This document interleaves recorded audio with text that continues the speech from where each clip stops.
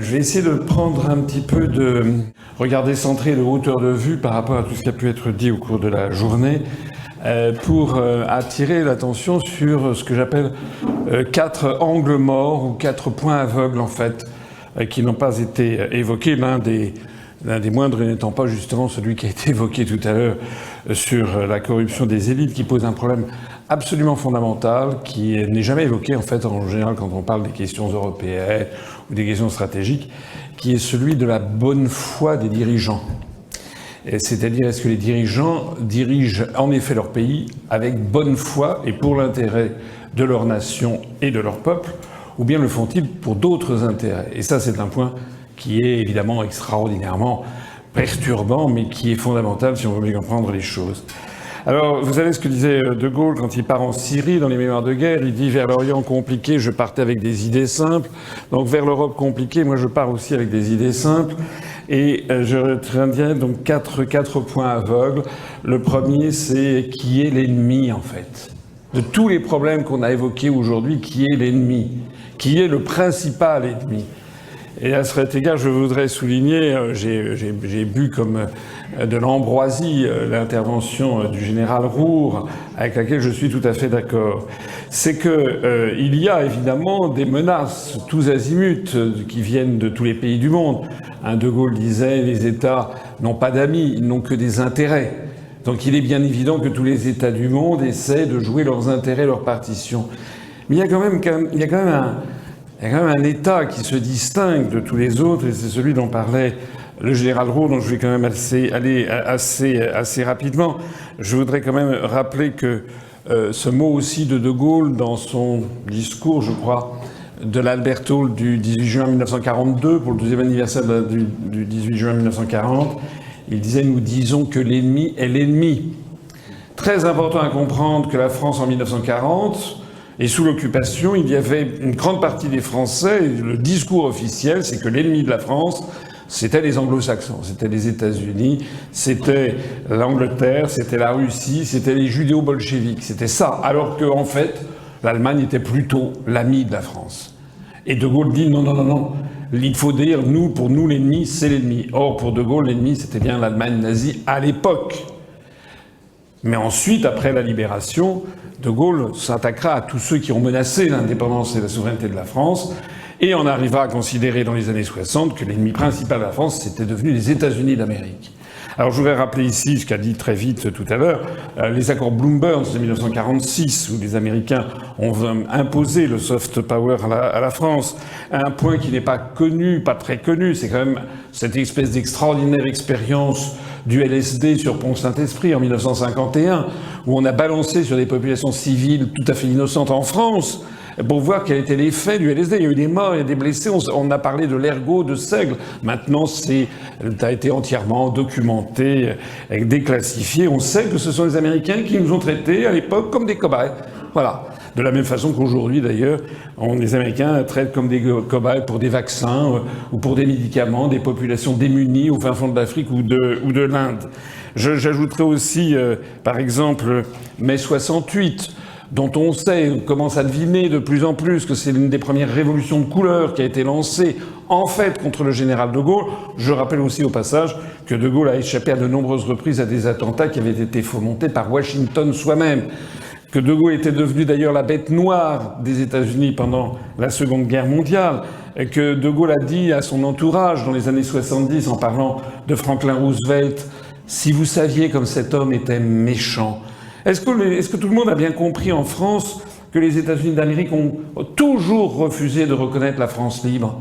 Qu'ils avaient un ambassadeur à Vichy qui rencontrait le maréchal Pétain tous les lundis à l'hôtel du Parc, et en substance, Pétain lui disait « Ne vous inquiétez pas, lorsque vous aurez débarqué, je me rallierai à vous ». C'est exactement ce que Roosevelt avait d'ailleurs dit aux émissaires de Gaulle en 1942, lorsqu'après l'affaire de l'opération Torche, les Eisenhower débarquent en Afrique du Nord et maintient, comme vous le savez, Darlan, qui était l'amiral Darlan, qui était le dauphin de Pétain. Eh bien, les Anglo-Américains dirigés par Eisenhower maintiennent Darlan au pouvoir à Alger, ce qui est un scandale énorme. De Gaulle envoie 2 de ses collaborateurs à Washington, dont André Ditthelm, ministre de la Guerre. Et Roosevelt dit oui, je traite avec Darlan aujourd'hui parce que Darlan me donne Alger, comme je traiterai demain avec Pétain et Laval lorsqu'ils me donneront Paris. L'objectif des Américains était de maintenir Pétain et Laval, plus Édouard Herriot, au pouvoir en France après leur débarquement. C'est pas moi qui le dis, c'est Charles de Gaulle soi-même. Les Américains qui donc ont fomenté mai 68, les Américains qui ont également, j'ai des exemples, tout fait pour saboter le Concorde, par exemple, en inventant des quantités de trucs, parce que ils ne pouvaient pas accepter que la France et l'Angleterre aient développé une technologie qui était supérieure à la sienne, à la leur. Les Américains qui ont flingué le Perrier aux États-Unis, dont c'était un grand succès avec l'affaire du benzène dans le Perrier. Les Américains qui, plus récemment, on pourrait en faire des listes entières, les Américains qui, plus récemment, ont détruit Nord Stream, c'est-à-dire à l'origine du désastre que nous vivons en matière économique, en Allemagne, en France. Ce qui est absolument extraordinaire, c'est que Nord Stream était possédé à 50% par les Russes, 20% par les Allemands, 10% par l'Angleterre, par BP, 10% par l'Autriche et 10% par la France avec Engie. Dans toutes les chancelleries, tout le monde sait que c'est très difficile d'avoir détruit Nord Stream. C'est à 80 mètres de profondeur, c'est plusieurs atmosphères. Nord Stream, c'est un tube qui fait 6 ou 7 cm d'acier avec ensuite 8 cm de béton. Tout ça sous plusieurs atmosphères. Seule une très grande puissance a les moyens techniques d'envoyer des équipes militaires pour aller faire sauter ça. Et on veut nous raconter maintenant que ce serait des pêcheurs polonais ou polono-ukrainiens en goguette sur un yacht. C'est se moquer du monde. C'est d'autant plus se moquer du monde d'ailleurs que Victoria Nuland elle-même, fin janvier 2022, suivie par le président Biden lui-même à l'occasion de la venue aux États-Unis du chancelier d'Allemagne, avait menacé si la Russie intervient en Allemagne, Nord Stream n'existera plus. Et bon, on le sait, c'est un acte de guerre, normalement au titre de l'OTAN, du traité du 4 avril 49 de l'OTAN.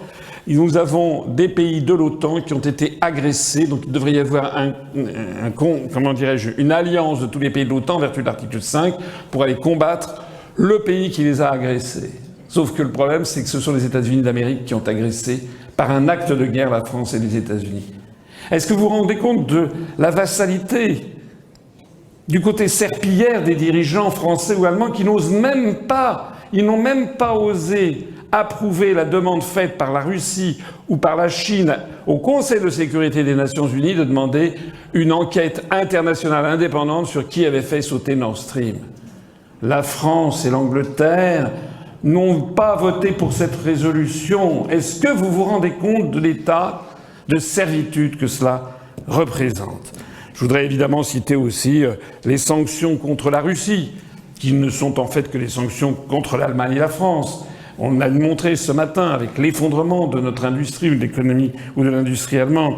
Je voudrais aussi citer, on en a parlé beaucoup tout à l'heure avec le général Roux, tout ce qui est soft power, fast food, woke culture, etc., qui nous sont imposés et dont on prétend que ce sont des valeurs européennes. Alors moi je veux bien tout ce qu'on veut, mais quand on explique que les valeurs LGBT, c'est les valeurs européennes, c'est le contraire de la réalité en fait. Lorsqu'on voit Macron qui crée un ambassadeur des droits LGBT, qu'il envoie ça en Afrique, auprès du président Paul Biya du Cameroun, qui a 92 ans, le président Paul Biya du Cameroun dit quoi ? Persona non grata, je ne reçois pas ça.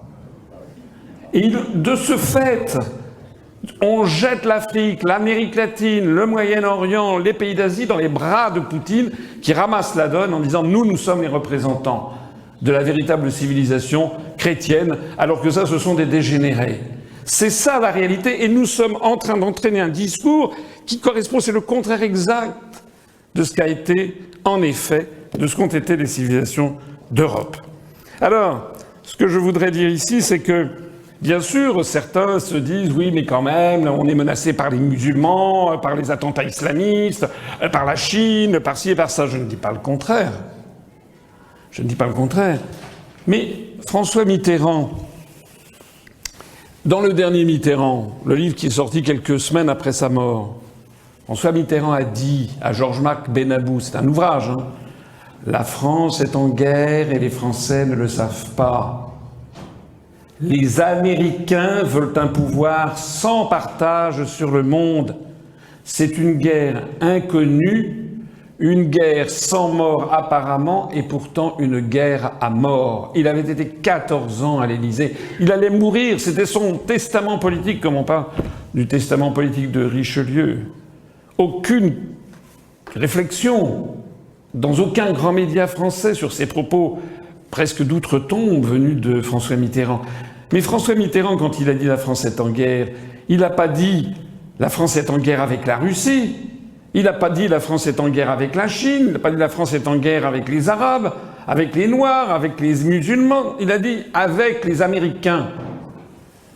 Il y a quelques semaines, quelques mois, il y a eu une mission diligentée, une mission d'enquête parlementaire dirigée à l'Assemblée nationale sur les ingérences russes en France. Vous l'avez vu peut-être, ils ont fait venir le Premier ministre François Fillon. Et qu'est-ce qu'a dit François Fillon? Il a dit « oui, je veux bien vous parler des ingérences russes. J'en ai connu pendant 5 ans où j'étais Premier ministre, mais en fait c'était très peu. Les principales ingérences que nous avons subies, avec le président Sarkozy et moi-même, ce sont des ingérences américaines, puisque la NSA, par exemple, a écouté toutes nos conversations pendant 5 ans. Et quelle a été la conséquence de ces déclarations inouïes? Les députés ont dit « bah oui, très très intéressant, mais continuons sur les ingérences russes ». Quel auto-aveuglement! De la même façon que on s'aveugle complètement, enfin, on aveugle les Français sur les origines de l'islamisme. Qui est à l'origine? Qui a armé en 1979 les talibans contre la présence russe en Afghanistan? Qui a approuvé le djihad?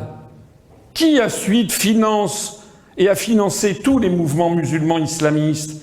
Qui s'est ingénié à détruire tous les pays laïcs, les régimes laïcs du monde arabo-musulman qui s'inspiraient à la suite de la Turquie d'Atatürk, du modèle français?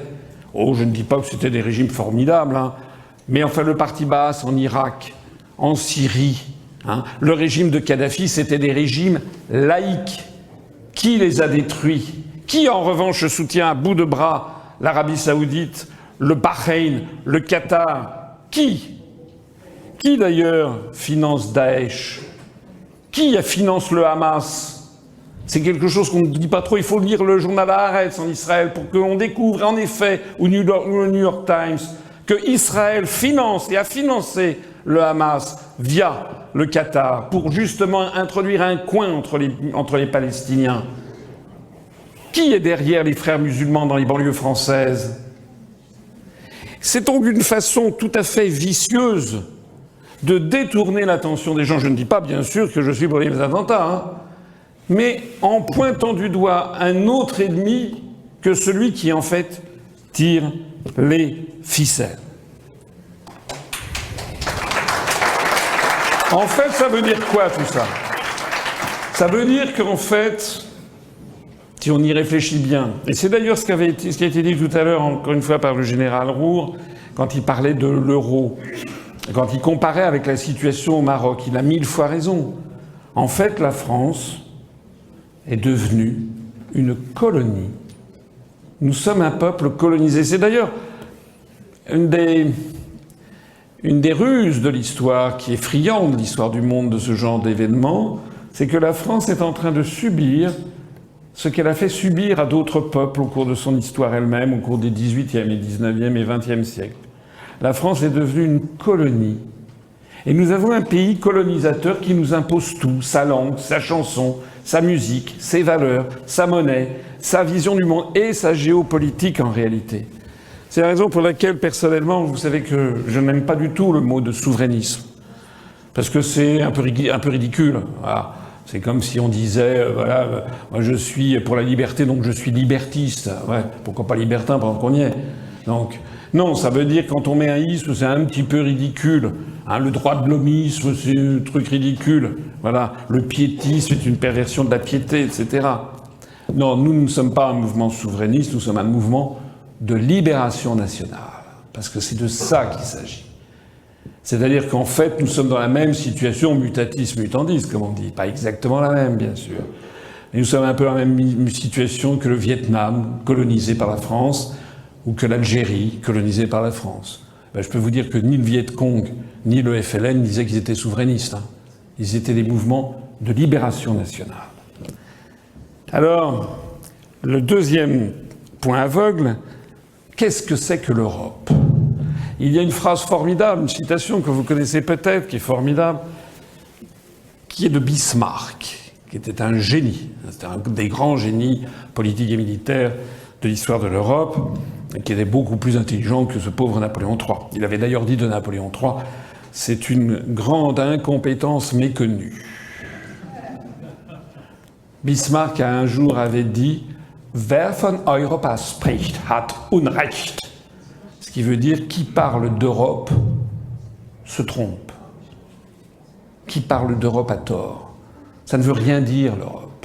L'Union européenne, ça ne veut rien dire. Et ça, c'est aussi un point aveugle formidable, que sur toute la scène politique française, personne ne veut aborder de front. C'est que nous avons des pays qui ont, c'est le seul endroit au monde avec un petit peu l'Asie du Sud-Est, on pourrait dire. Mais l'Europe a été le foyer de la civilisation mondiale à partir d'Henri le Navigateur au début du XVe siècle et à peu près jusqu'en 1945.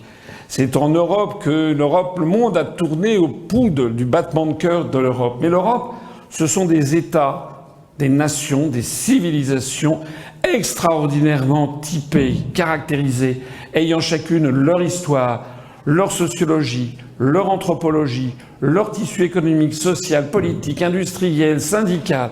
L'Europe, ils ont leur langue, la langue européenne, les langues des pays d'Europe, qui est fondamentale. Je prends souvent un exemple qui fait réfléchir. Je ne sais pas si vous l'avez déjà entendu dans ma bouche. Le mot « comprendre » en français. Ça vient du latin « cum prehendere ». Prehendere, prendre, cum, ensemble. Donc en français, je comprends, ça veut dire je prends tout ensemble. Ça a d'ailleurs introduit une ambiguïté dans le mot comprendre. C'est que quand on dit je comprends, ça veut dire à la fois oui, j'ai bien intégré le raisonnement, mais ça peut vouloir dire aussi je suis d'accord avec vous. Charles de Gaulle, depuis le balcon à Alger, avait joué sur cette ambiguïté. Je vous ai compris. Ça voulait dire qu'il avait bien entendu ce qu'on lui demandait ou ça veut dire qu'il partageait. C'est cette ambiguïté-là du mot comprendre. Cum prehendere. On ne fait pas le détail. D'ailleurs, le pays, la France, c'est un pays dont les élites sont volontiers jugées superficielles, n'aiment même pas entrer dans le détail. Alors, comment on dit comprendre en anglais ? C'est to understand. Et l'étymologie, c'est to stand, se tenir, under, en dessous. C'est le pays de l'understatement, c'est-à-dire du sous-entendu, de l'observation, du wait and see. On a vu par exemple que l'Angleterre a refusé d'entrer dans l'euro. Ils voulaient voir et attendre. Wait and see. So they have waited or they have seen. Ils ont attendu, ils ont vu que c'était un désastre, ils sont partis, ils n'ont jamais pris l'euro. Le pays de l'understatement. Et puis en allemand, nos amis allemands, c'est encore autre chose. Eux, faites comprendre, c'est verstehen. Stehen, ça veut dire se tenir, c'est l'équivalent du stand anglais. Mais le préfixe faire en allemand, VER, veut dire fermement, de façon définitive. C'est pas je me tiens en dessous, c'est je me tiens fermement, étymologiquement. Comprenez que dans l'esprit des Français, des Anglais, des Allemands, le mot même de comprendre génère une espèce d'un point de vue inconscient des clichés totalement différents. En France, on va essayer de comprendre, de ne pas faire dans le détail. En Angleterre, on va attendre et voir, on va rester perfide. En Allemagne, on ne comprendra que si on est fermement d'accord sur un point précis. Alors si je vous dis ça sur le mot comprendre, vous aurez compris aussi que ça s'adresse à d'autres mots, et en particulier le mot de constitution. En français, constitution vient de cum, statuere en latin. Statuere, se réunir, cum, ensemble. En Angleterre et en anglais, ils n'ont pas de constitution. Ça n'existe pas. C'est du droit oral. Il n'y a aucun texte qui précise, par exemple, que le Premier ministre doit démissionner un peu avant les 5 ans de son mandat. Ça n'existe pas. Le discours du trône, ça n'existe pas. C'est un droit oral immémorial et qui est d'ailleurs d'autant plus suivi. Quant à l'Allemagne, la Constitution, ça se dit Verstehung. Stehung, excusez-moi, dit Verfassung. Fassung du verbe ligoter, fassen, avec le préfixe faire, le même que dans Verstehen, c'est-à-dire de façon définitive. Donc pour les Français, une constitution, c'est un rassemblement historique. On décide quelque chose, mais on va en changer si on fait un autre rassemblement. Depuis 1791, les Français sont les champions du monde de nombre de constitutions. Chirac, pendant les 12 ans il a été à l'Élysée, a fait modifier 8 fois la Constitution. En Angleterre, il n'y a pas de Constitution. Et en Allemagne, il y a die Verfassung à laquelle on ne touche pas. Il y a même un tribunal constitutionnel de Karlsruhe qui est là pour surveiller l'exacte conformité des traités à la Die Deutsche Verfassung, à la Constitution allemande. Si je vous dis ça, c'est parce que on ne peut pas avoir de Constitution européenne. Il faut vraiment avoir la superficialité d'un Giscard qui voulait faire une œuvre de type un moment comme Thomas Jefferson. Il voulait être le Thomas Jefferson des États-Unis d'Europe. On ne peut pas avoir de constitution européenne puisqu'on ne met pas derrière les mêmes mots les mêmes concepts. Alors ce que je viens de vous dire ici sur la langue, on le trouve sur tous les sujets. Il est évident que la France, l'Allemagne, l'Angleterre, l'Espagne, enfin l'Angleterre est partie, mais l'Espagne, l'Italie, la Pologne, les pays baltes, la Grèce, nous avons des intérêts divergents dans tous les domaines. Tous les domaines. Et le coup de génie, j'ai expliqué ça depuis longtemps dans une conférence qui est en ligne sur un site UPR TV, c'est que les Américains ont mis au point, ils se sont inspirés d'un des stratagèmes, un des 36 stratagèmes chinois qui s'appelle le stratagème des chaînes. Plus il y a d'États dans l'Union européenne que l'on ligote en leur disant « Allez, mettez-vous là, vous êtes 7, 8, 10, 12, 15, 25, 27 » et maintenant il y en a 10 en plus qui vont nous tomber dessus. Mettez-vous d'accord sur tous les sujets, vous revenez quand vous serez tombés d'accord. En fait, on aboutit tout simplement à l'anéantissement de l'Europe. Les pays d'Europe qui étaient des acteurs de l'histoire sont devenus désormais des sujets d'histoire auxquels plus personne ne s'intéresse. Parce qu'il y a une espèce d'immobilité structurelle imposée par ce mythe, ce dogme de la construction européenne. Je lisais, j'ai trouvé un ouvrage il n'y a pas très longtemps. Vous savez qu'Henri IV avait lancé le grand dessein d'une unification de l'Europe. Et puis en 1712, vous aviez l'abbé de Saint-Pierre qui, à la fin du règne de Louis XIV, avait lancé la même chose. Mais j'ai vu un livre qui date de 1880 qui étudie ça et qui dit en fait, l'abbé de Saint-Pierre était passé à côté de tout. C'est-à-dire que c'était qu'un rêve, mais il n'avait pas tenu compte des oppositions entre les différents États, des intérêts divergents. En 1712, ça fait 321 ans, on n'a pas avancé d'un pouce. C'est toujours la même chose. Donc cette idée d'Europe, elle est fondamentale parce qu'elle épuise, depuis le traité de Rome, elle épuise toutes les capacités créatives des peuples d'Europe. On poursuit une chimère qui ne se concrétisera jamais. Parce que si vous aimez l'histoire, vous savez que quelque chose qui ne s'est jamais produit depuis 2500 ans ne se produira jamais. Il n'y a jamais depuis 2500 ans eu une structure politique qui rejoignait le Portugal à la Finlande ou l'Irlande à Chypre en intégrant dedans maintenant l'Ukraine. Ça n'existe pas. Au passage, d'ailleurs, il faudrait rappeler ici les divergences fondamentales qui existent entre les pays qui ont été colonisés par Rome, des pays de catholiques romains, dont nous faisons partie, qui sont des pays de dogme, avec tous ceux qui, à partir du XVIe siècle, se sont dégagés de l'emprise de Rome, pays nordiques, qui d'ailleurs, pour beaucoup d'entre eux, n'avaient jamais été colonisés par l'Empire romain, et qui ont inventé le protestantisme.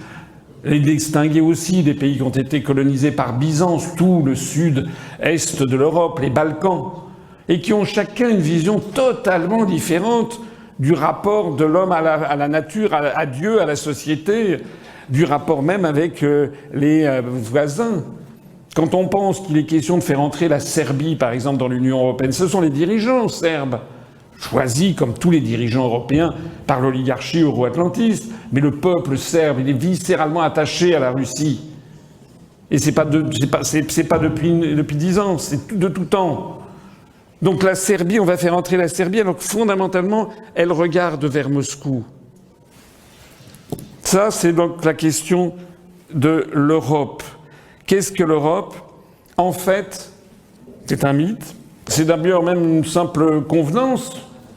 Vous avez vu qu'en ce moment même, c'était hier et aujourd'hui, il a été convenu de faire entrer, d'engager les négociations pour de nouveaux États, dont l'Ukraine et dont la Géorgie et la Moldavie. Sachant que les autres, c'est déjà acté, l'Albanie, le Monténégro, etc. Il y en a 10 au total. Il y a la Turquie aussi. La Turquie, ça a été reconnu depuis 1987, sa vocation à être candidat, et les négociations ont été entamées en 2002 avec la Turquie. D'ailleurs, pourquoi la Turquie? La Turquie a à peu près 3-5% de son territoire qui est sur le sol européen. À cette aune, la France, qui a 12 ou 16% de son territoire en Amérique du Sud avec la Guyane, devrait entrer dans le Mercosur. Mais pourquoi la Turquie? Parce que les Américains en ont décidé ainsi. Parce qu'il faut faire coïncider le périmètre de l'Union européenne, qui est un périmètre politique, avec le périmètre de l'OTAN, qui est un périmètre militaire. C'est un objectif central des États-Unis d'Amérique, qu'ils ont d'ailleurs, à l'occasion de la guerre en Ukraine, ils ont fait 2 progrès fondamentaux à leurs yeux. C'est l'entrée de la Finlande et de la Suède dans l'OTAN, pour mieux faire coïncider les 2 périmètres. C'est la même médaille de l'asservissement à Washington, qui est la médaille politique, l'OTAN, et la médaille civile, la face civile, qui est l'Union européenne. Alors en ce moment, la Turquie, on ne sait pas très bien où ça en est, parce que comme entre-temps, il y a eu les attentats du 11 septembre, comme entre-temps, venus des États-Unis, on a vu des projets de remodelage du Moyen-Orient où les Américains charcutaient la Turquie en donnant l'est de la Turquie à un futur Kurdistan, en tronçonnant en deux l'Arabie Saoudite avec un État sacré contenant les villes de Médine et de la Mecque, et puis un État pétrolier qui serait à l'est. Et comme par hasard, Erdogan et Mohamed Ben Salman, ils n'ont au travers de la gorge de découvrir que leur allié prétendu envisageait rien moins que de les tronçonner. On ne peut pas comprendre pourquoi Mohamed Ben Salman et pourquoi Erdogan regardent de plus en plus vers Moscou. En attendant, l'entrée de l'Ukraine dans l'Union européenne est une folie furieuse. Pas moi qui le dis. La FNSEA, Fédération nationale des syndicats d'exploitants agricoles, vous savez que dans le monde de l'agriculture française, ce sont les plus grands céréaliers, les maîtres de l'agro-business. Ce ne sont pas les petites exploitations agricoles qui sont représentées par des petits syndicats. La FNSEA, depuis des années, a été le grand soutien de la politique agricole commune. Ils ont mis en garde, il y a 3 jours, ils ont lancé un communiqué. La FNSEA a dit que si l'Ukraine entre dans l'Union européenne, ça sera la fin de l'agriculture française. Point barre. Et tout ceci nous coûte par ailleurs, va nous coûter des milliards.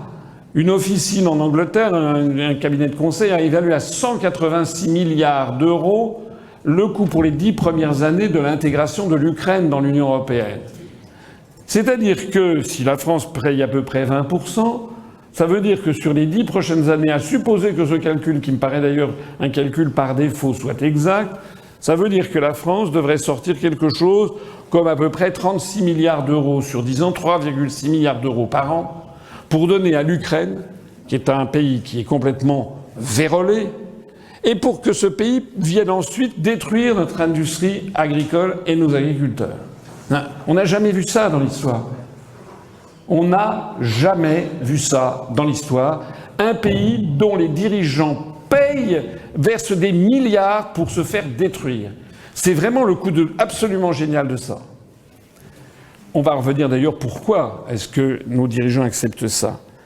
Mais auparavant, je voudrais dire un troisième point aveugle de mon propos. C'est est-ce que les évolutions actuelles sont raisonnables? Est-ce qu'elles sont soutenables? Parce qu'il y a des gens parfois qui me disent « Oh, mais enfin, monsieur Asselineau, vous vous rendez compte si on sort de l'Europe ?»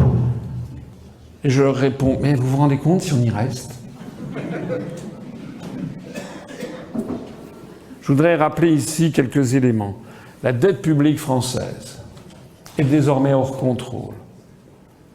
En 2007, François Fillon, jeune Premier ministre, enfin jeune, il venait d'être nommé Premier ministre, a fait une déclaration qui a été d'ailleurs assez controversée, à juste titre, parce que c'est pas un Premier ministre de dire ça. Il a dit « Je suis à la tête d'un État en faillite ».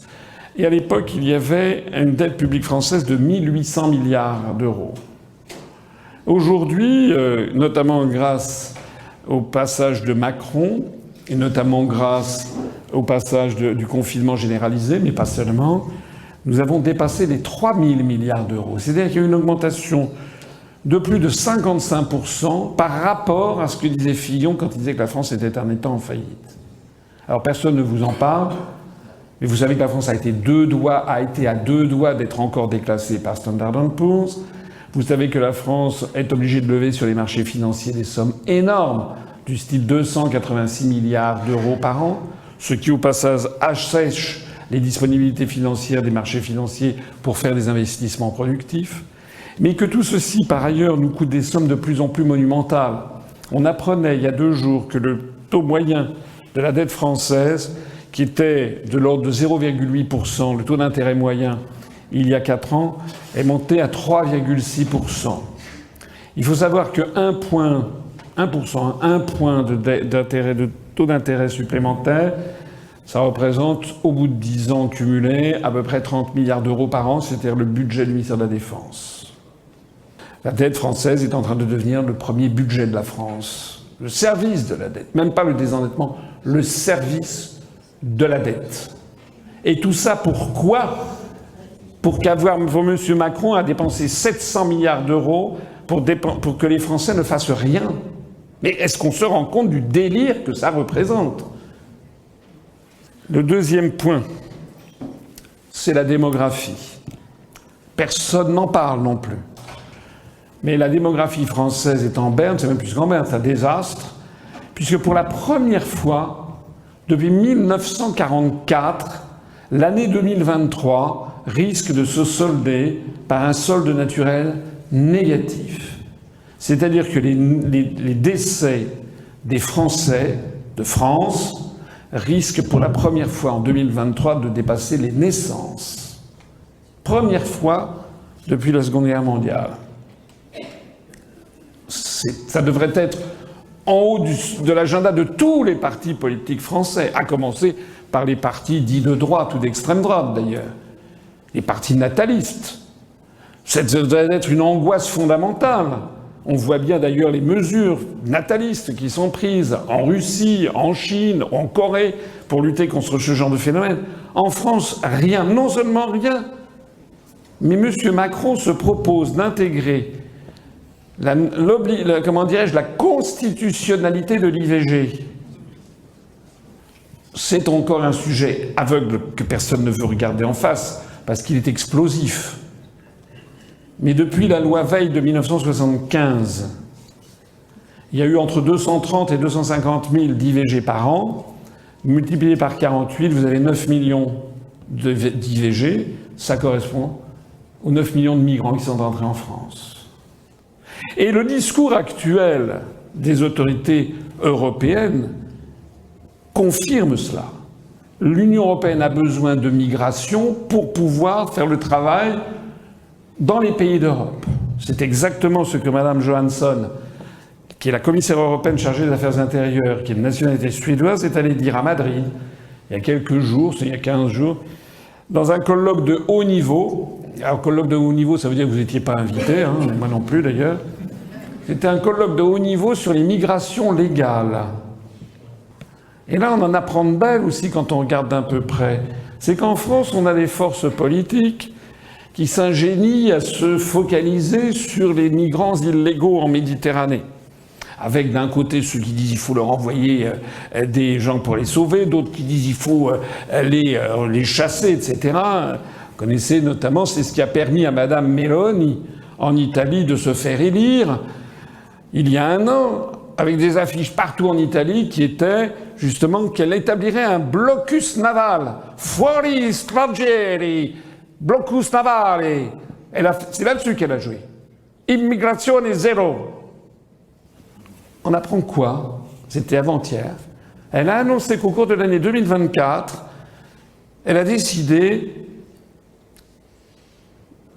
de porter à 452 000 nouveaux migrants pour la seule année 2024, l'immigration légale.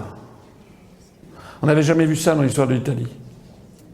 Parce que la réalité de l'immigration qui intéresse énormément les Français, c'est qu'il y a à peu près eu en 2022 3,9 millions d'immigrants en Union européenne, dont 3 500 000 légaux, c'est-à-dire qu'ils sont venus parce qu'un des 27 États leur a donné un permis de séjour, un droit de séjour.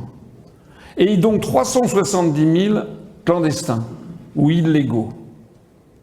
Donc quand on se focalise sur les immigrés clandestins, la loi qui fait florès là, au Parlement, là, on se bat, on se déchire, et quelqu'un qui a une OQTF, c'est-à-dire une obligation de quitter le territoire français, eh bien, il va falloir, est-ce que oui ou non on va l'expulser ou pas? Vous avez suivi peut-être les rebondissements sur l'affaire de Lousbek, etc. Mais en fait, on parle de 10% de l'immigration. 90% entrent légalement. Et l'Union européenne le dit. Elle dit d'ailleurs, il y a des écrits qui disent qu'au cours des 20 ou 30 prochaines années, il faut 50 millions de nouveaux migrants.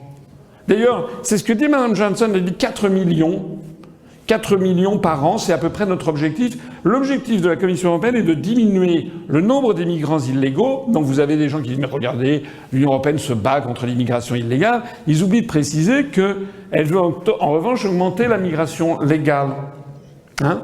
C'est-à-dire 4 millions par an, en 16 ans, c'est la population de la France. Voilà. Tous les 16 ans, il y aura la population française en plus de migrants venus d'où? Venus justement de zones notamment en surplus démographique, c'est-à-dire en Afrique, notamment en Afrique musulmane. C'est ça qui est voulu par l'Union européenne. Et je me permets d'insister ici au risque de froisser certaines susceptibilités politiques, que des partis politiques ou des hommes politiques qui se mettent en avant d'une façon tonitruante sur cette question veulent rester dans l'Union européenne.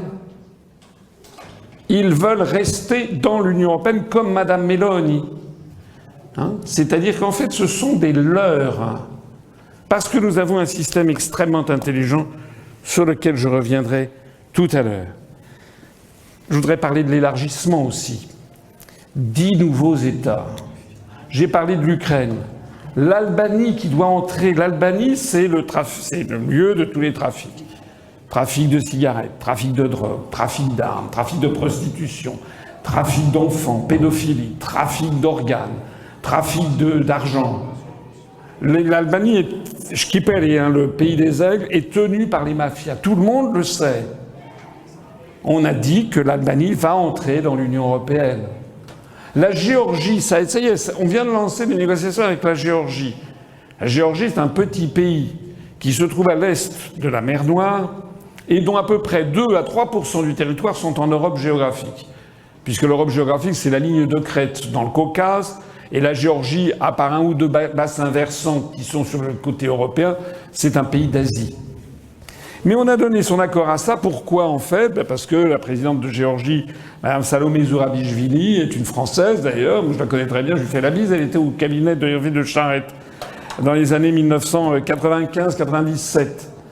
C'est une atlantiste forcenée. Elle est la nièce de feu Hélène Carrère d'Ancos.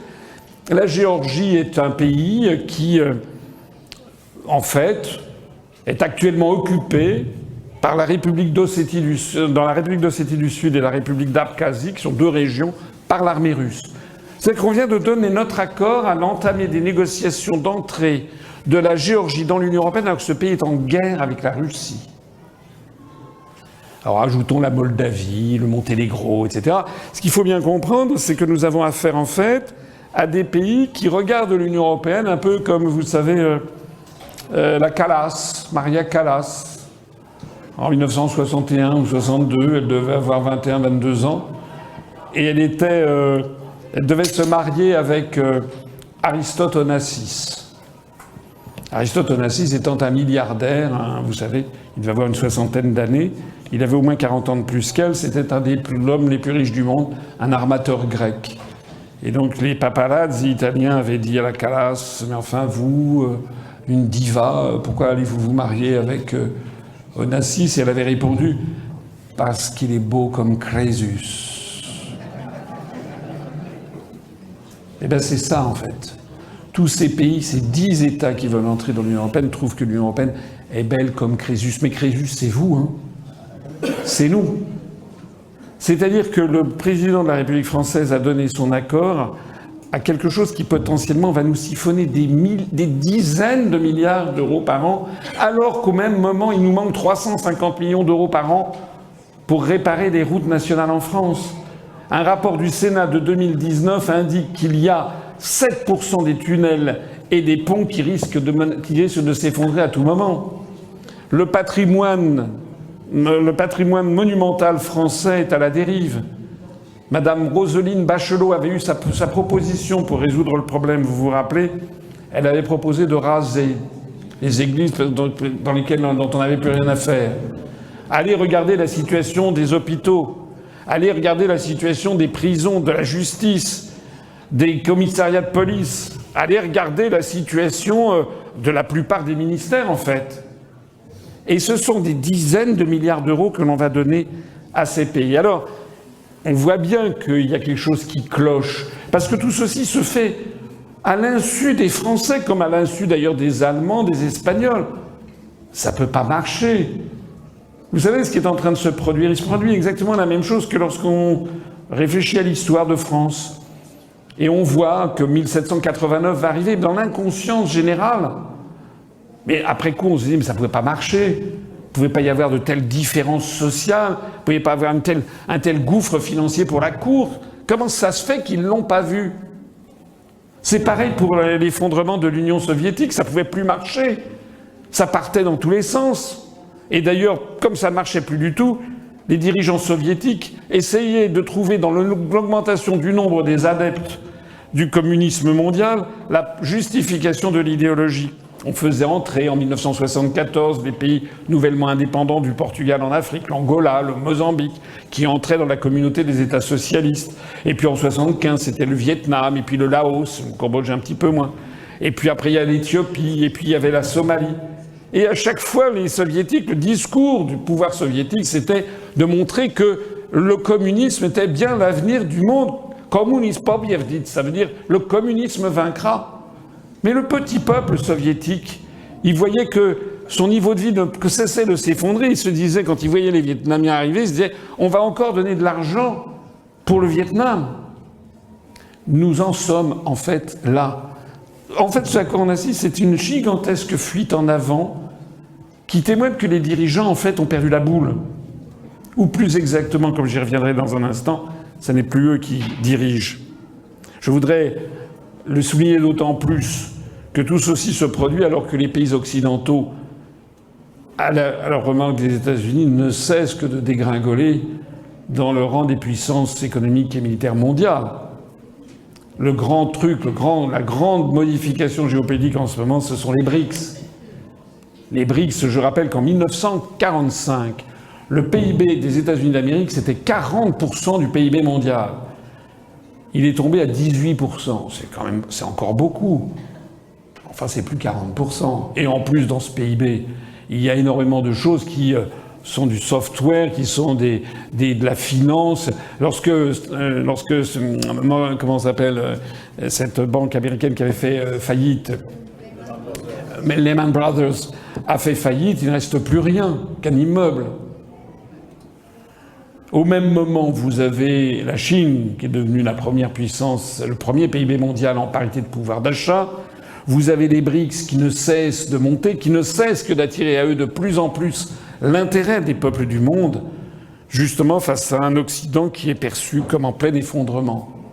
Et la France, au lieu d'être restée sur les atouts géopolitiques extraordinairement intelligents et prémonitoires que nous avait légués De Gaulle, au lieu de rester avec une politique arabe, une politique africaine, au lieu de rester sur la politique de la main tendue avec l'Union soviétique. C'est De Gaulle qui a créé la politique de détente, la grande commission mixte franco-soviétique, à la grande fureur des Américains. C'est De Gaulle qui a reconnu la République populaire de Chine en 1964, Mao, à la super fureur des Américains. De Gaulle n'était pas communiste, bien sûr, mais il avait compris qu'il fallait, comme dans les grands moments de l'histoire, par exemple, à un moment des traités d'Osnabrück et de Münster, le traité de Westphalie à la fin de la guerre de 30 ans, ou comme en 1815, jouer le concert des nations, et que la France, face à un ennemi aussi puissant que les États-Unis d'Amérique, devait faire des alliances de revers. Or, tout ceci, tout ce legs de Gaulle a été détruit, et nous avons maintenant lié notre destin par l'intermédiaire de l'Union européenne aux États-Unis d'Amérique qui sont en plein déclin et qui nous forcent en plus à acheter leur gaz de schiste à des prix absolument phénoménaux, alors qu'on avait du gaz très bon marché, de très grande qualité, qui était à quelques milliers de kilomètres par les gazoducs qu'ils ont détruits. Je voudrais aussi rappeler ou souligner que notre appartenance à l'Union européenne a un effet des plus extraordinairement délétères qui soit. C'est quoi? C'est que la France ne décide plus de ce qu'elle veut. La plupart des décisions sont prises à la Commission européenne. On a appris il y a quelques jours que Mme von der Leyen était partie de son propre chef à Kiev, c'était la 6e fois, pour proposer un 12e train de sanctions contre la Russie, en fait contre la France et l'Allemagne. On a appris que M. Thierry Breton a décidé de faire un Digital Security Act pour censurer Internet, des sites qui ne lui conviennent pas. On a appris que M. Thierry Breton a décidé de faire la tournée des popotes des entreprises militaires en Europe pour fabriquer des obus. Des obus qui seraient des obus intelligents. Il paraît-il qu'on en a promis 1 million à Kiev. Ils étaient à 1 000 €, maintenant ils sont montés à 8 000 €. Ça fait 8 milliards. Mais jamais, jamais dans les traités européens, vous ne verrez que de tels pouvoirs ont été donnés ni à la présidente de la Commission européenne, ni au commissaire chargé du marché intérieur. Ce sont des coups d'État permanents qui sont pris, qui sont décidés, mettant les pouvoirs publics français, mais italiens, etc., devant leur propre nullité. Alors, il faut se rappeler ce que c'est que l'autorité. De Gaulle, quand il est revenu au pouvoir en 1958, avait cette phrase fétiche « Restaurer l'autorité de l'État ». C'est ce qu'il a fait. Mais il faut bien mesurer que l'étymologie a toujours du sens. Le mot « autorité » vient du latin « auctoritas », qui a donné le mot « auteur ». Vous ne pouvez pas avoir d'autorité si vous n'êtes pas l'auteur de vos propres décisions. C'est aussi simple que ça. Un père a de l'autorité sur ses enfants si c'est lui qui décide. Si le père n'est jamais là, si c'est madame qui porte la culotte, etc., le père perd toute autorité. Ben c'est la même chose, excusez-moi cette comparaison triviale, avec des États. On voit bien que Macron n'a plus aucune autorité, puisqu'il n'est plus auteur de rien. Est-ce que vous imaginez l'effet délétère au fin fond des banlieues françaises de voir qu'un président de la République est à ce point une potiche? Il est là le problème fondamental, c'est que la France n'a plus d'autorité. Et c'est un des problèmes les plus essentiels et qui me permet d'arriver au 4e point aveugle de mon propos. Le 4e point aveugle, c'est est-ce que nos dirigeants sont de bonne foi? J'ai entendu toutes les interventions qui étaient toutes intéressantes, brillantes, etc. Mais on voit bien que on a l'impression qu'on postule que le président, c'est comme, vous savez, le bon roi mal conseillé. C'est toujours ce qu'on dit après une révolution. Ah oui, le roi, il était bon, mais il était mal conseillé. Le Shah d'Iran, il était bien, mais il était mal conseillé. Voilà. Nicolas II, il était bien, mais mal conseillé. Ben c'est ça. Voilà, les dirigeants sont bien, mais mal conseillés. Non! C'est un véritable problème de la bonne foi. Et je sais que c'est peut-être une des choses les pires à imaginer. Par qui sommes-nous dirigés? Et ça pose une question fondamentale que j'ai vue de mes yeux vus. Vous savez que j'ai été candidat à l'élection présidentielle en 2017. Qui choisit les dirigeants français? Le peuple français? Je l'ai vu de mes yeux, vu. Il n'y a pas deux tours. Hein. Il y a un premier tour, c'est la présélection médiatique sur plusieurs années. D'ores et déjà, 2027 a commencé. D'ores et déjà, l'oligarchie a décidé de qui elle veut voir à l'Élysée en 2027. En 1, Édouard Philippe. Si pas Édouard Philippe, en 2, Marine Le Pen. Si pas Marine Le Pen, en 3, Bardella. Et si pas Bardella, en 4, Gabriel Attal. C'est ça qui a été décidé. Et vous avez un bombardement médiatique constant qui vous est donné sur ces personnes. Et les autres n'existent pas. Et ceci, ça a sorti de sondages qui vous expliquent, que on le voit d'ailleurs pour les européennes. Hein. Les élections européennes ont lieu dans plus de 6 mois. Regardez, c'est intéressant. Enfin, si vous voulez ne pas être des zombies, si vous voulez comprendre vraiment ce qui se passe. Moi, j'ai annoncé que j'étais candidat aux élections européennes, qu'on avait une liste. Pour l'instant, tous les médias font comme si ma liste n'existait pas. Tous les sondages aucun des sondages ne pose la question de savoir qui va voter pour nous. On le sait d'autant plus qu'on a eu des témoignages de certains de nos adhérents qui ont reçu des appels téléphoniques d'enquêteurs de tel ou tel institut et qui leur ont dit « Bon alors, vous avez voté pour qui en 2019 ?»« Asselineau Huppert, très bien. Et en 2024, vous voulez voter pour qui? Asselineau Huppert. Ah, mais j'ai pas ça. Je l'ai pas sur ma liste. Il faut que vous choisissiez une autre liste. » Ah ben comment? Ben il faut que vous votiez. Alors c'est Bardella, Marion Maréchal, ou alors Zemmour, ou alors vous mettez le reste. C'est ça la réalité. Et après je vois des gens qui disent « Ah oui, Asselineau il est bien, mais malheureusement il n'y arrivera jamais. Regardez, il fait 0 dans les sondages. » Est-ce que vous comprenez comment ça marche? Je ne suis pas le seul à le dire. Hein. Philippe de Villiers avait fait un livre entier là-dessus, en 1994. Il avait créé une liste qui s'appelait L'autre Europe. Il était à 1% dans les sondages, 1%, 1%. Puis il y a eu un milliardaire qui, à l'époque, on pouvait se faire financer par des milliardaires, Jimmy Goldsmith, qui est arrivé, qui a donné des centaines de millions à des instituts de sondage qui d'un seul coup ont mis 2, 4, 6, et toc, il est monté. Exactement ce qui est arrivé à Zemmour en 2021. Zemmour est sorti de rien parce qu'il a été catapulté par l'oligarchie, qu'il a voulu le faire monter au plus haut sommet, probablement pour essayer de torpiller Madame Le Pen dans un premier temps. Ça a eu un effet contraire parce que ça a centrisé Madame Le Pen. Et puis après ça, ils ont coupé le feu, donc Zemmour s'est retombé. C'est comme ça que ça marche. Hein. C'est pas le génie de M. Zemmour, hein, ou le génie de Mme Marion Maréchal. Non, non. C'est simplement qu'il y a des bonnes fées qui se posent sur certains candidats et pas sur d'autres. Et c'est ça qu'il faut comprendre si vous voulez être des citoyens avertis. Il y a un beau proverbe chinois qui est tiré des 36 stratagèmes de l'époque Ming, qui dit, et je le dis ici devant un parterre en partie de militaires, « L'armée la mieux aguerrie a encore un point faible, le général qui est à sa tête. »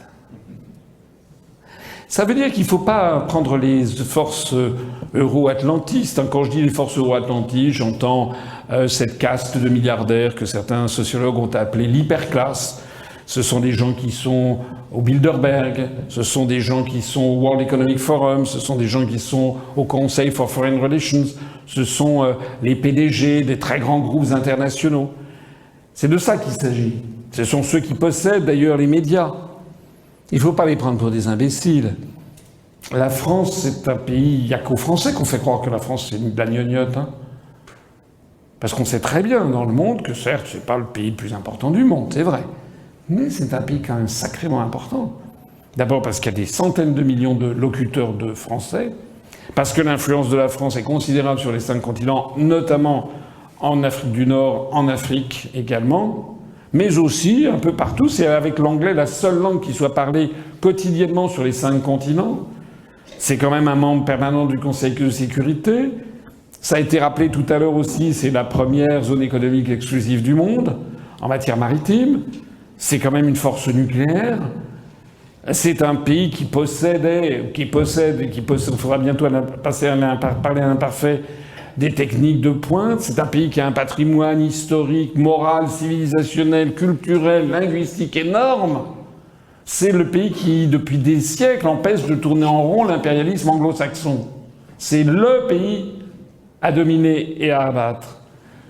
Donc les élections présidentielles en France, elles ne sont pas comme ça. Hein. Celui qui va accéder à l'Élysée qui aura les codes nucléaires, c'est suivi de très près. Donc on va tout faire pour catapulter quelqu'un à la botte. Et on fait comment? On fait ce que l'on a vu. C'est ce que j'appelle la technique du diable et de Dr Faust de Goethe. Vous connaissez le roman de Goethe, avec le diable qui dit à faux Dr Faust: je te donne le pouvoir et l'argent, mais maintenant tu m'appartiens et tu vas faire ce que je vais te dire. C'est pour ça que j'ai vu des intervenants qui se disaient mais que c'est bizarre, on ne comprend pas pourquoi François Hollande a pris cette décision, pourquoi Macron prend cette décision. Les gens disent c'est plus rationnel. Si, c'est rationnel, mais c'est une autre rationalité que vous ne connaissez pas. C'est que si vous êtes sélectionné par le système, c'est que vous avez passé une série de filtres. Vous avez dû cocher les bonnes cases. Première case à cocher, il faut être pour l'Union européenne. Si vous êtes contre, c'est terminé. Deuxièmement, il faut être pour l'euro. Si vous dites que l'euro va s'effondrer, que c'est une catastrophe, on en a parlé ce matin, vous n'avez pas le droit. C'est terminé, vous n'êtes plus. Si vous dites que vous allez sortir de l'OTAN, c'est évidemment terminé. Si vous dites qu'il faudra arrêter de soutenir l'Ukraine et que la Russie a des intérêts, c'est terminé. Il faut soutenir l'Ukraine. Je le dis de façon absolument certaine. Lorsque Mme Meloni est arrivée au pouvoir en Italie, rappelez-vous ce qui s'était passé en Italie même, et même en France. En France, on avait expliqué « Oh là là là là !» C'était la petite fille idéologique de Mussolini. Il y avait le journal L'Humanité au mois de septembre, il fait sa une, les fascistes aux bords du pouvoir. Lorsqu'elle est arrivée au pouvoir, vous avez vu un sketch, une commedia dell'arte, avec toute la gauche française qui s'est pincé le nez, Madame Hidalgo la première, non, je ne recevrai pas Madame Meloni, etc. Monsieur Macron qui disait « Oh, on va la mettre sous surveillance ». Et puis à droite et à l'extrême droite, vous aviez des tonnerres d'applaudissements, Madame Marion Maréchal, Madame Le Pen, Monsieur Zemmour, Monsieur Ciotti, Monsieur Dupont-Aignan, Monsieur je ne sais plus comment, enfin Monsieur Bardella, tout le monde a dit « Ah enfin, c'est une autre Europe, c'est l'Europe, voilà, c'est ça qu'on veut, c'est ça qu'il va y avoir ». Mais reprenez ce que j'ai dit, allez consulter. Enfin, pas un psychiatre, allez consulter UPR.fr. J'étais le seul de la scène politique française à avoir dit, allez voir, je suis passé sur TV Finance, le matin même, j'ai dit, ça sera un non-événement. Les gens disent, oh quand même, vous exagérez, vous n'avez pas peur? Non, pas du tout. Pas du tout. Et pourquoi vous n'avez pas peur, me disait-on? Parce que j'ai vu son programme et j'ai vu ses alliés. Il suffisait d'aller regarder son programme et de savoir qui elle était. D'abord, qui elle était. Elle était membre de l'Italian American Foundation. Terminé. C'était déjà un point fondamentalement positif. Deuxièmement, je regardais le programme. Elle avait dit qu'elle était. C'était que ça commençait comme ça, son programme. Elle faisait alliance avec comment il s'appelle, Berlusconi, qui est passé de via trépas ensuite, et avec Salvini de la Lega. Et le premier paragraphe de son programme de gouvernement, c'était « L'Italie est membre fondateur de l'Union européenne et nous resterons dans l'Union européenne. C'est également un membre fondateur de l'euro, nous resterons dans l'euro. L'Italie est membre de l'OTAN, nous resterons dans l'OTAN. L'Italie est scandalisée par l'agression russe et nous devons soutenir l'Ukraine autant qu'il le faudra. » Elle avait coché, premier paragraphe, elle avait coché les cases. Hein, c'était le sauf-conduit. Ensuite, elle a été ultra médiatisée, ça s'appelle la politique de médiabolisation. À la fois on dit « oh là là, quelle horreur », mais à la fois on la médiatise. Voilà. Et elle est arrivée au pouvoir parce que les Italiens sont tombés dans le panneau. Ils se sont dit « ah, enfin, je vais voter pour quelqu'un d'un vrai opposant ». Maintenant, les Italiens se disent « mais madrine, pourquoi, qu'est-ce qui s'est passé ?» C'est enregistré, hein. Vous verrez, dans quelques années, quand les Français auront voté pour la Mélonie française, ou pour le Salvini français, ou pour le Tsipras, parce que ça marche aussi pour l'extrême gauche en Grèce. Les Français se diront après « Oh, mais enfin, comment c'est possible ?» Mais je vous ai donné là, c'est très simple. Allez vérifier quelles sont les positions sur les quelques cases à cocher que je vous ai données et qui vous permettent de comprendre tout de suite pourquoi quelqu'un est médiatisé. Alors c'est très simple en fait. Tout responsable politique, quel qu'il soit, quelle que soit la présentation qui est faite dans les médias, sert le système à partir du moment où il est ultra médiatisé. Voilà. Mélenchon, Bardella, Madame Le Pen, Zemmour, Madame Marion Maréchal sont ultra médiatisés, ils servent le système. C'est aussi simple que ça, comme on a eu Salvini, Meloni, comme on a eu Sebastian Kurz en Autriche, comme on a eu Tsipras en Grèce, ça sert le système. Et alors il n'y a pas que le verrouillage médiatique, ça va de pair, je l'ai dit tout à l'heure, avec le verrouillage sondagier, qui consiste à préempter. C'est fascinant, quand vous avez la grille de lecture que je vous donne, vous comprenez tout. Les élections européennes, la campagne n'a même pas commencé qu'on vous donne déjà le résultat. Parce que l'on joue sur le caractère grégaire des gens. Parce que les gens se disent « Ah, un jour, je me rappelle souvent cette anecdote qui m'a beaucoup troublé. J'étais dans le sud de la France, j'étais allé à une réunion de militants, puis je remonte, et je m'arrête, ça devait être dans le Lot-et-Garonne, par là. Je m'arrête dans un hôtel, c'est un truc, voilà, un campanile. Il devait être 8h, 9h du soir, puis il y avait quelqu'un à l'accueil, c'était un gardien de nuit, qui était un type assez jeune, qui me voit arriver, d'un seul coup, quand il me reconnaît, il se met comme s'il avait vu la Sainte Vierge. Il dit « Ah, vous êtes monsieur Asselineau ?» Je dis « Oui. » Et il me dit je dis « Ben, remettez-vous. » Il me dit « Non, je vous écoute, vous êtes fantastique, je vous écoute beaucoup vous, j'écoute aussi beaucoup Étienne Chouard, j'écoute aussi beaucoup, je sais plus qui. Il commence à me raconter tout ça, en me faisant un portrait très flatteur, extraordinaire. Bon. Et je lui dis, bah écoutez, c'est très gentil, je dis, vous avez voté pour moi, c'était en 2018, vous avez voté pour moi à la présidentielle l'an dernier. Il devait avoir 27-28 ans, je dis.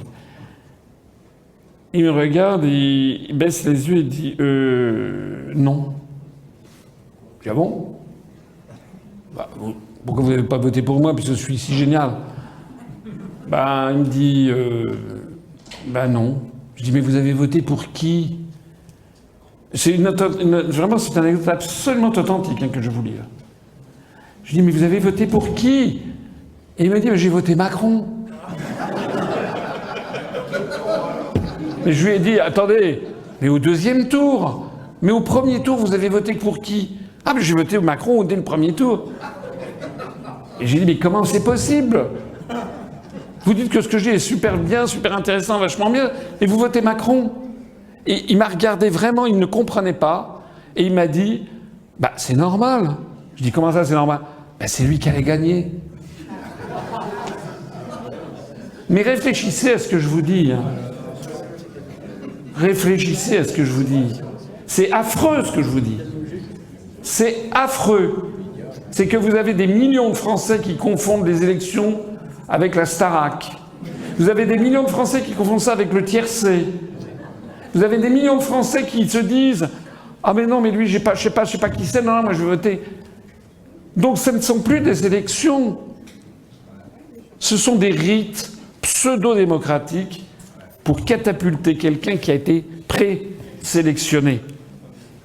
Vous avez ensuite les fausses oppositions, j'en ai parlé, et puis ajouter à ça des dossiers pour tenir. Rappelez-vous Mitterrand. Mitterrand, on a découvert, il a été 14 ans à l'Élysée.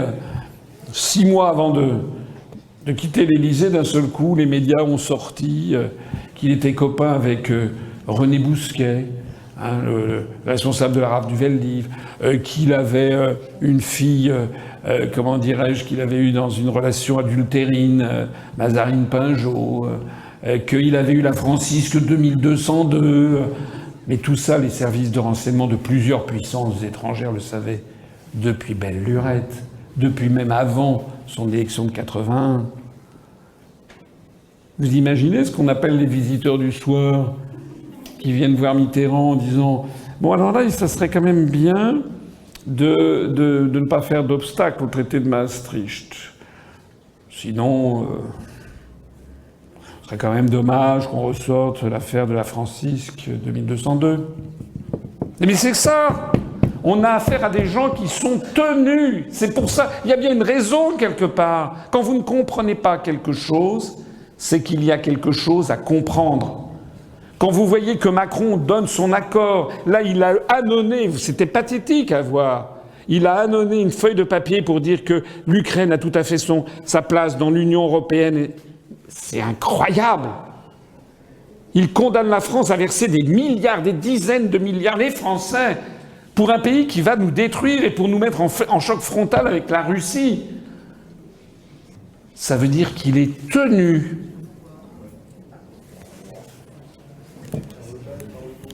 Alors, l'obéissance des dirigeants, c'est ce qui est demandé. Ce qui est demandé, c'est d'avoir quelqu'un qui obéit. Et alors, vous avez des quantités, je ne vais pas ici citer, je ne suis pas dans un meeting politique, c'est simplement vous allez faire phosphorer vos méninges, on voit de qui j'ai voulu parler, mais regardez sur la scène politique. Vous avez plein de responsables politiques qui prétendent être des opposants, hein. Mais toujours, hein, puisque vous les connaissez, qu'on parle d'eux, ils ont toujours Europe, euro, OTAN, pro-Ukraine. Tous. Y compris Mélenchon, hein. Alors, quand vous posez des questions, si vous êtes dans leur entourage, quand même, pourquoi vous avez dit ça? Vous avez toujours le même type de réponse. Mais non, l'Europe c'est la paix. Enfin, maintenant, ils ne le disent plus, hein. Il y a toute une série de narratifs qui se sont effondrés. Non, la seule chose qu'ils trouvent encore à dire maintenant, c'est « Non, mais on va influer de l'intérieur ». Je connais un député, ça fait 30 ans qu'il influe de l'intérieur. Il est surtout assuré d'avoir son siège de député depuis 30 ans. Hein. Mais il n'a rien influé du tout. Voilà. L'idée d'influer de l'intérieur, l'idée de changer d'Europe, l'idée de proposer une autre Europe sociale, une Europe qui a lutté contre l'immigration, etc. On va voir ça pendant des 6 mois, là. Préparez-vous-y, hein, vous allez avoir que ça. Et puis vous allez avoir autour de vous, vous avez la chance de m'écouter, et peut-être, de me croire. Vous auriez d'ailleurs raison. Parce que l'expérience depuis 16 ans et demi, c'est que tout ce que j'ai dit s'est toujours révélé exact. Mais vous avez de la famille, des amis qui, eux, ne me connaissent pas. Et quand vous allez leur dire ça, ils vont « Oh, ah non, moi je vote un tel, parce que lui, ça va y aller sur l'immigration. » Mais l'immigration, en fait, il veut rester dans l'UE, donc l'UE, c'est 4 millions d'immigrés plus supplémentaires par mois, jamais. Parce que les gens ne veulent pas. Après, si vous leur mettez sous le nez, les gens ne veulent pas regarder. Hein, c'est la théorie. Il y a un professeur au Collège de France, Jacques Bouvresse, qui avait fait un cours entier là-dessus, qui s'appelait « La volonté de ne pas savoir ». C'était un peu le contraire d'un livre je crois, de Michel Foucault, professeur au Collège de France, « La volonté de savoir ». Lui, il avait fait « La volonté de ne pas savoir ». Vous avez beaucoup de Français qui ne veulent pas savoir, parce qu'ils ont, au fond, secrètement honte de ce qui est en train de devenir la France. Ils ont quand même un petit quelque chose au cœur, surtout s'ils ont un certain âge. Ils pensent à leurs parents, les grands-parents, les gens qu'ils ont connus étant petits. Ils se rendent compte, bon, qu'est-ce qu'on va faire de notre pays? Qu'est-ce qu'on est en train de faire? Donc ils préfèrent ne pas savoir. Ils préfèrent écouter la télé et la radio. Alors, je terminerai mon propos en disant que qu'est-ce qu'il faut... Enfin, en disant d'abord au sujet des faux opposants, je vous invite à réfléchir qui est la future Mélanie française ou le futur Viktor Orban aussi. Vous savez, on a souvent présenté, notamment à droite de l'échiquier, le Premier ministre hongrois comme un type. C'était la preuve qu'on pouvait rester dans l'Europe tout en étant très ferme sur l'immigration, sur la souveraineté nationale. Les gens qui disent ça ne connaissent pas la situation en Hongrie. Il y a plus d'immigrants en Hongrie qu'en France. Alors, c'est vrai que c'est pas les mêmes origines. Ils viennent des pays de l'Est, mais c'est un fait. Quant à là, vous avez vu ce qui s'est passé. Viktor Orban, en fait, il négocie le pognon, quoi. Parce qu'il avait pris des mesures qui étaient un peu contraires à la préservation de telle ou telle minorité. Hein. Donc, ou parce qu'il y avait au niveau je sais pas, du tribunal suprême, Bruxelles tirait le nez sur le fait que l'indépendance de la justice, c'était pas ça, c'était parce que ça devrait être. Comme si en France, l'indépendance de la justice était à montrer en exemple. Donc, l'Union européenne avait retenu 20 milliards d'euros qu'elle doit lui donner à la Hongrie. D'ailleurs, on en paye 20%, hein, c'est 4 milliards d'euros. Et puis donc, Orban a très finement dit qu'il allait mettre son veto à l'ouverture des négociations avec l'Ukraine. Vous avez suivi? Ça s'est passé avant-hier, hier. Et puis qu'est-ce qui s'est passé? 10 milliards. Voilà. Excusez-moi, 10 milliards d'euros la passe. Alors un souverainiste comme ça, excusez-moi, hein. Non. C'est un petit peu mieux que les autres, mais c'est le même genre. Alors la conclusion. La conclusion, c'est, vous connaissez ce livre, cet opuscule de 1902, célébrissime de Lénine, Что делать? Que faire? Que faire? Que faire maintenant dans cette situation? Alors je dirais, la première chose peut-être à faire, c'est de se rendre compte de quelque chose qui est hyper important, que je mesure depuis que j'ai créé l'UPR, c'est l'inversion de la perception en ce moment des phénomènes en cours. Quand j'ai créé mon mouvement politique il y a 16 ans et demi, honnêtement, tout le monde disait que j'étais dingue. Sortir de l'Europe, c'était la folie furieuse. L'Europe, c'est la paix. L'Europe, c'est le niveau de vie. L'Europe, c'est l'état de droit. L'Europe, enfin, comment vous pouvez sortir de l'Europe? C'est Dante, c'est Camoens, c'est Verdi, Mozart. Comment est-ce que vous pouvez faire ça? Donc c'était très très très très mal perçu, surtout pour les gens qui ne se renseignaient pas sur ce que je disais, et en particulier les personnes âgées. Je faisais des salles, il y avait surtout des jeunes. Personnes âgées, nous, ça ne passait pas du tout. Et puis, depuis 3 ans, 3-4 ans, ça a commencé avec la Covid, avec notamment, les gens ont découvert les contrats inimaginables de 40 milliards, vous savez, avec Madame von der Leyen, pof, avec un SMS, elle conclut un contrat de 41 milliards d'euros avec M. Bourla de Pfizer. On peut avoir le contrat, est-ce que les appels d'offres ont été faits légalement? Non, circulé, il n'y a rien à voir. Enfin, c'est incroyable. Il y a quand même des gens qui se sont dit, c'est quand même bizarre. Et puis, défenseur des libertés publiques, avant, mais qu'est-ce que c'est que ce truc-là? On nous impose... Donc les gens commençaient à... Et puis après, il y a l'affaire de l'Ukraine. Et puis on découvre en fait que l'Europe nous entraîne à la guerre contre la Russie, la première puissance militaire mondiale. Donc du coup, le narratif, l'Europe c'est la paix, on l'a envoyé tout le temps dans les gencives il y a 5 ans. Aujourd'hui, plus personne. Hein. Absolument plus personne. Au contraire, les gens ont peur. On se dit, ils nous entraînent vers la guerre. Le narratif sur l'Europe, le niveau de vie, ben non, les Français, ils ont compris, hein, le prix de l'énergie, le prix de l'électricité, ils ont compris d'où ça vient. Et puis les Français, ils ont vu aussi l'état de droit. L'Internet de plus en plus verrouillé. Et puis on voit qu'il y a des corruptions inouïes. Vous savez, cette vice-présidente grecque du Parlement européen qui a été... il y a eu une descente chez elle, là, avec des policiers qui sont entrés dans sa chambre à coucher. Ils ont vu le plumard, ils ont soulevé le matelas. Il y avait 150 000 euros en coupure de billets de banque sous le matelas. Entre le sommier et le matelas. C'est vrai, hein, ce qu'il dit. Et les policiers ont dit, mais c'est quoi? Et elle a dit, je sais pas. Non, mais c'est un bon tuyau que je vous dis. Hein. La prochaine fois qu'il y a des flics qui débarquent chez vous, qui soulèvent votre matelas et qui voient qu'il y a 50 000 euros en billets de banque, dites-leur que vous savez pas. Vous savez pas d'où ça sort. Bon, j'essaie de plaisanter, mais c'est pas drôle du tout, en fait. En fait, ça veut dire qu'il y a quelque chose de tout à fait nouveau qui est en train de se produire, que je mesure. C'est qu'il y a 10 ans, vouloir sortir d'une européenne, c'était de la folie. Et de plus en plus, c'est l'inverse maintenant. C'est que de plus en plus de gens commencent à comprendre que l'extrémisme, c'est de continuer ce qui se passe. L'extrémisme, c'est de faire entrer l'Ukraine et disait l'Ukraine, la Turquie, l'Albanie, la Géorgie, la Moldavie, le Monténégro, la Bosnie. Les gens disent non, ça va pas. Ça déconne à plein tube. Passez-moi l'expression, mais c'est comme ça que les gens pensent. C'est-à-dire que la charge de la preuve s'est renversée. Avant, l'extrémisme, c'était de vouloir sortir de ça. Maintenant, l'extrémisme, c'est d'y rester.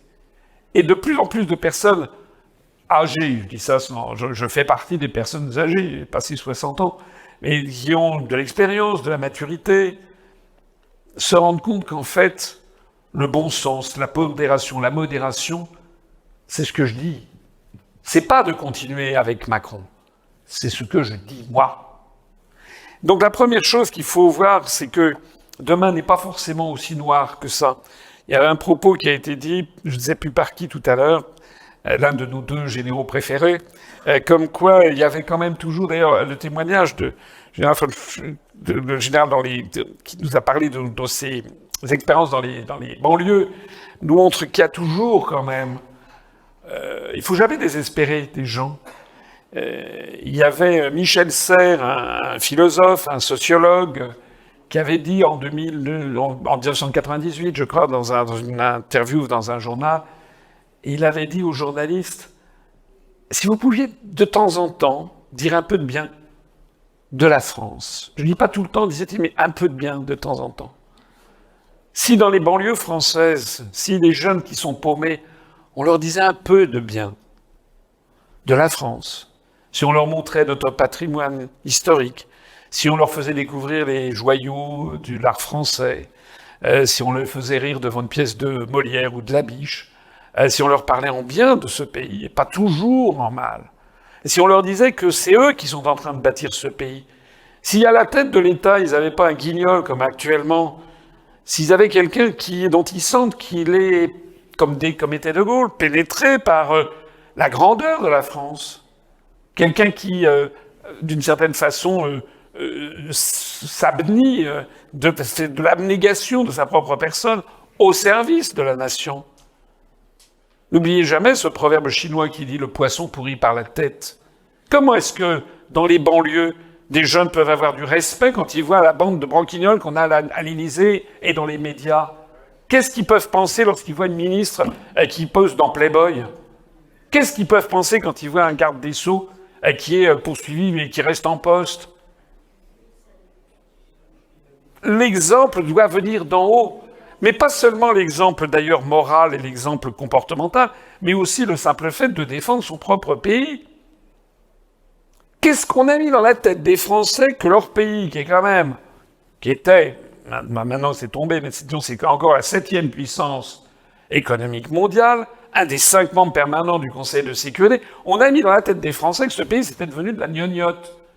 Qu'on était bon qu'à être une espèce de vieille dame à mettre à l'hospice, et que de toute façon on ne pourrait pas survivre si on ne faisait pas alliance avec les 26 pays alentours. Combien de fois je vois de gens qui me disent « Mais la France est beaucoup trop petite, enfin il faut fusionner ». Je leur dis « Mais avec qui d'ailleurs? Donnez-moi la liste des 26, ils sont incapables, ils ne savent même pas ». Ils répètent ce qu'ils ont entendu. Alors là, s'il y a quelqu'un qui vous dit ça, vous leur dites un truc. Au fait, Israël, pourquoi ils ne fusionnent pas avec les 26 pays alentours? Ah, vous me faites chier, ça j'ai déjà vu, hein. Ou emmerder. Mais non, mais c'est pas un raisonnement. Pourquoi Israël ne fusionne pas avec les 26 pays alentours? Pourquoi Singapour ne fusionne pas avec les 26 pays? Singapour, c'est la moitié de l'Île-de-France en superficie. C'est un niveau de vie qui est désormais supérieur à celui de la France et qui a un taux de croissance nettement supérieur au nôtre. C'est un pays qui, sur la scène régionale, influe diplomatiquement plus que la France, sur la scène régionale. La France est devenue tellement larvesque que même maintenant, vous avez des pays comme Orban, la Hongrie de Orban, diplomatiquement pèse plus que la France. On l'a vu lors de ce Conseil. La Corée du Nord dit Kim Jong-un pèse plus que la France. Le résultat donc, c'est que ce qui sauvera la France, comme toujours, ça a toujours été la même chose pour les redressements nationaux, c'est d'abord un réarmement moral. C'est que les Français se choisissent non pas le dirigeant que leur demandent des médias, puisque les médias sont détenus par des milliardaires qui ont intérêt à la poursuite et à la destruction du pays. Les médias sont un poison.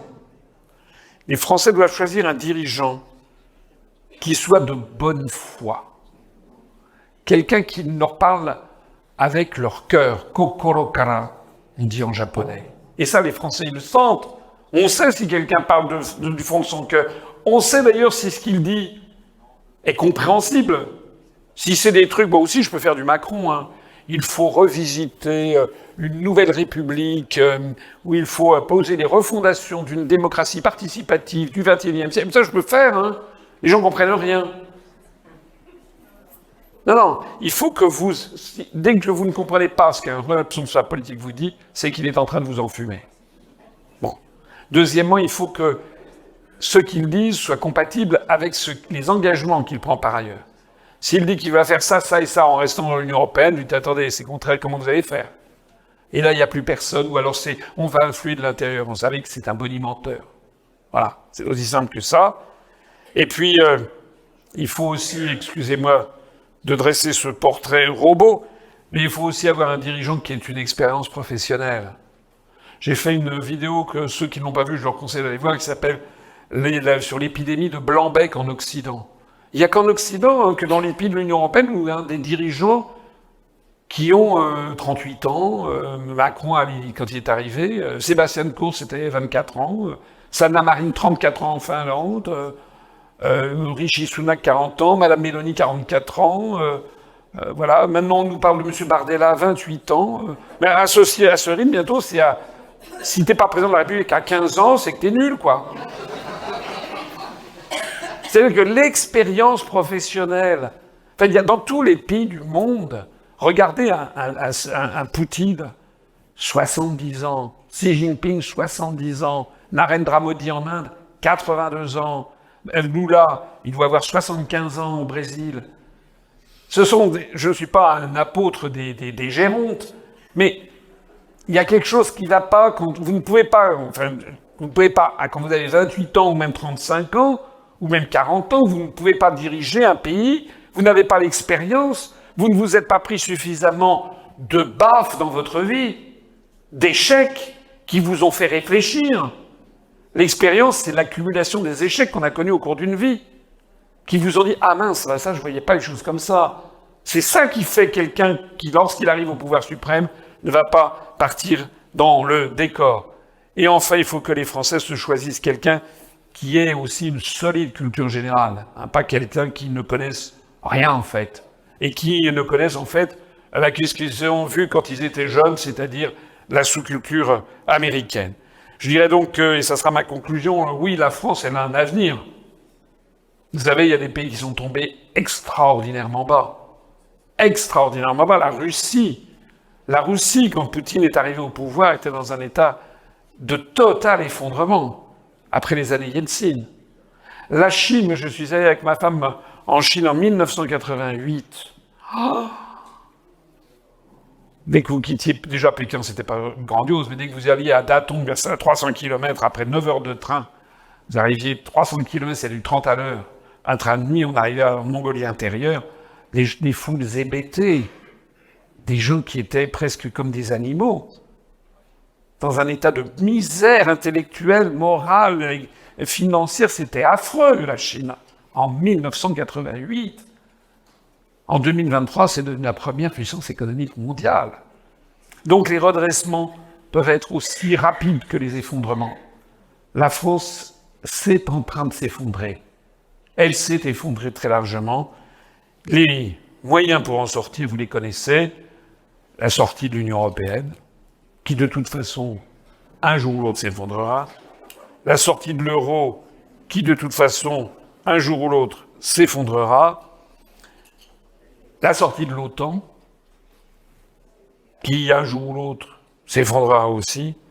Et puis, enfin, et je le dis parce que c'est un apport que j'ai fait depuis un certain nombre d'années, personne n'en parle jamais, régler ce problème de l'hétérogénéité de la société française, avec notamment ce qui taraude beaucoup de partie de l'électorat, à juste titre d'ailleurs, ce qui taraude la France. Beaucoup de Français se posent la question de savoir est-ce que la France sera toujours la France, dans 10 ans, dans 20 ans. De ce point de vue-là, c'est vrai que les monarchies ont un petit pôle qui permet aux les Suédois ou les Anglais se disent il y aura toujours un roi. Nous, on ne sait plus. Nous, on a l'impression avec Macron qu'il pourrait demain décider de tronçonner la France en morceaux et que ça n'existerait plus. Les Français ont besoin d'être rassurés sur l'existence de leur propre pays et sur l'existence de l'identité nationale. C'est la raison pour laquelle je propose, moi, de modifier la Constitution en changeant les termes. Quand on parle de république laïque, les Français sont très attachés à la laïcité, donc il faut maintenir ça. Parce que les Français pensent que chacun doit avoir son opinion. Mais les Français sont aussi attachés à une autre tradition qui est celui de l'identité nationale qui a été forgé par 1500 ans de christianisme. Les Français, ils sont habitués à ce qu'il y ait une église avec des cloches, avec la messe. Et les Français sont habitués à fêter Noël, puis les Pâques. Voilà. Et les Français ont le droit de conserver leur identité nationale. C'est pour ça que je pense qu'il faudrait modifier la Constitution en ajoutant que la France est une république laïque de tradition chrétienne. Ce qui permettrait de tout régler, à la fois de